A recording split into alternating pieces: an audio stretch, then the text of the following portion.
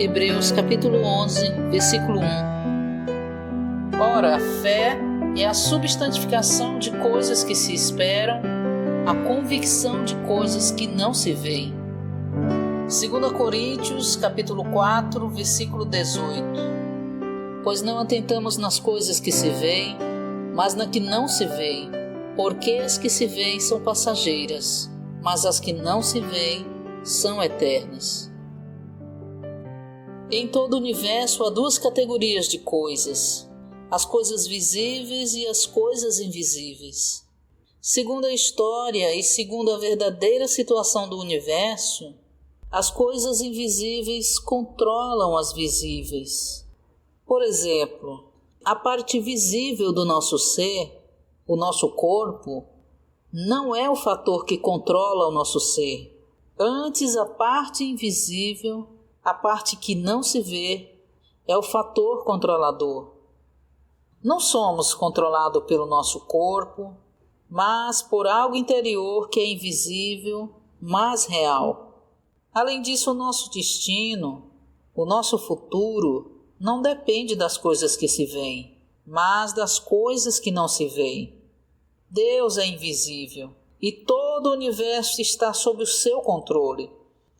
Se considerarmos a história humana à luz da Bíblia, perceberemos que toda a história humana é controlada e dirigida por alguém que não se vê, e não por coisas visíveis, nem por pessoas visíveis. Apenas a Bíblia, o livro dos livros, fala das coisas que não se veem. Aqueles que são sábios prestam atenção às coisas invisíveis, às coisas que não se veem, e contudo são reveladas na Bíblia. Os crentes em Cristo nunca viram Deus, contudo creem nele e o amam porque a Bíblia o revela. Do mesmo modo, nunca vimos a vida eterna nem o nosso espírito, mas cremos nessas coisas que não se veem porque a Bíblia as revela. A vida cristã é uma vida que consiste não nas coisas que se veem, mas nas coisas que não se veem. Tudo o que pertence à vida cristã é invisível.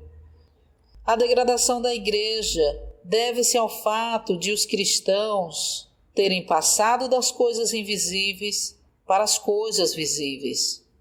Por sua vez, a restauração do Senhor consiste em restaurar a sua igreja das coisas visíveis para as invisíveis.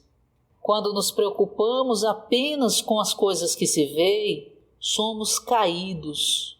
No entanto, quando nos preocupamos com Deus vivo, andando segundo o nosso espírito mesclado, que são ambos invisíveis, somos restaurados à vida cristã normal e à vida da igreja.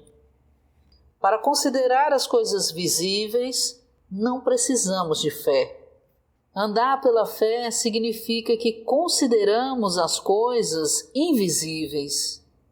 Na vida da igreja não andamos pelo que vemos, pela aparência, mas pela fé. Sabemos que somos salvos pela fé.